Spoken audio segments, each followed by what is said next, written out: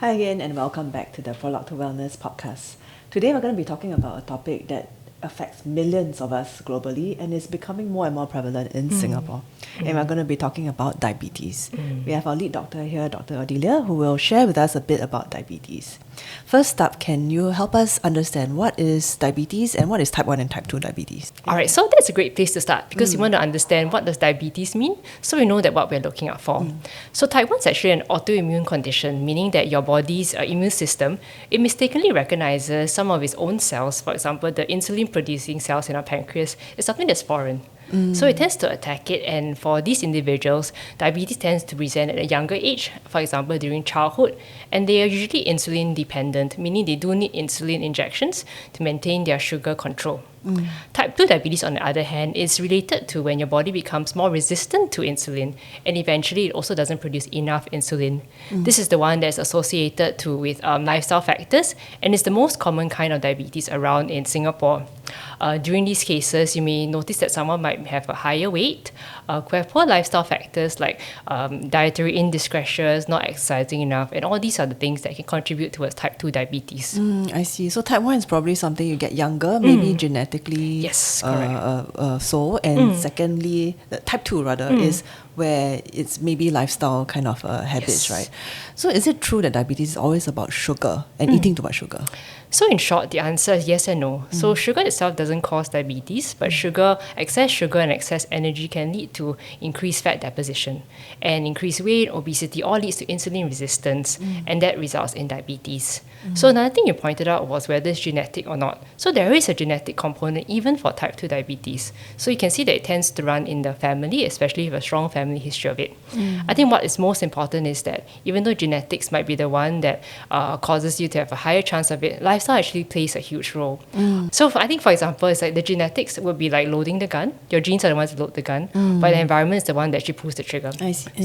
So you might have the increased chances of getting diabetes, but usually environment factors also play a huge role in it. Okay. So all these environmental factors, like what can we do to control how well we are protected, I guess, against diabetes? So I think most important is to go back to basics. So a healthy lifestyle is very important.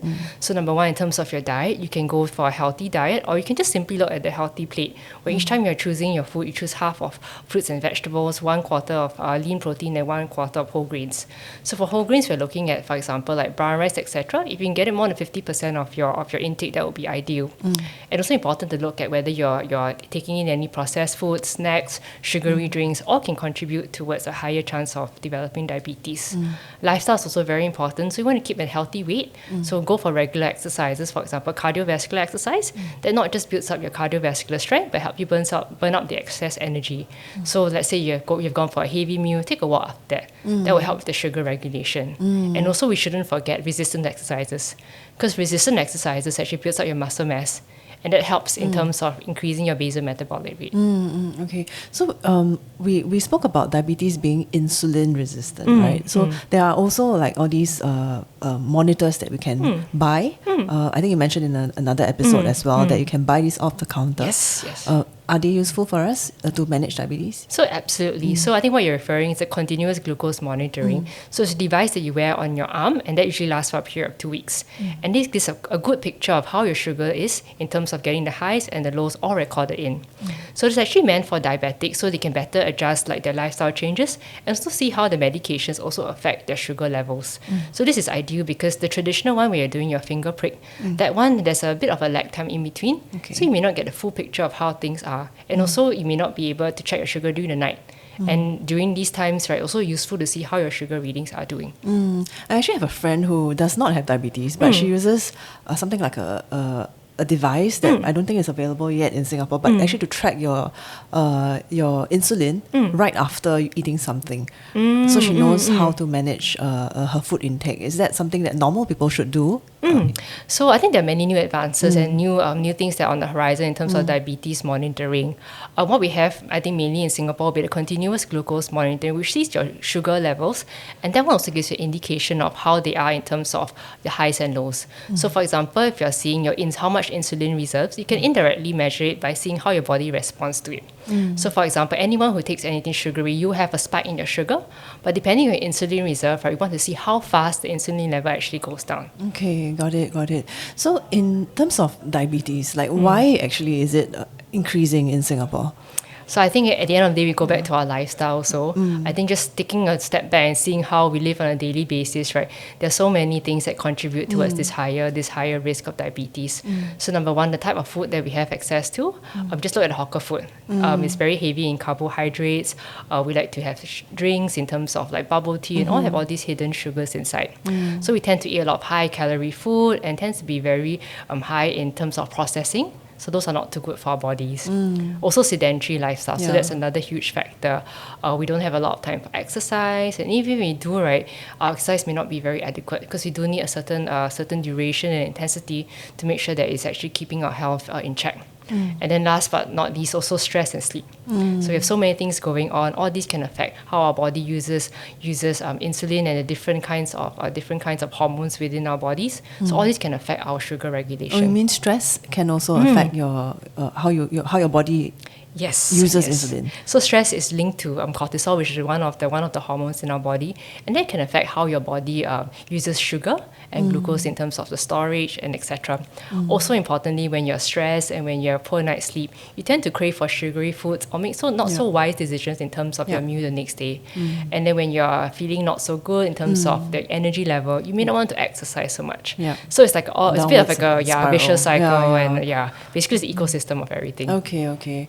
So I guess like for us, knowing is the first place, right? So how do you know if you should go for a check? So anyone who's 40 and above should actually consider doing a screening for diabetes.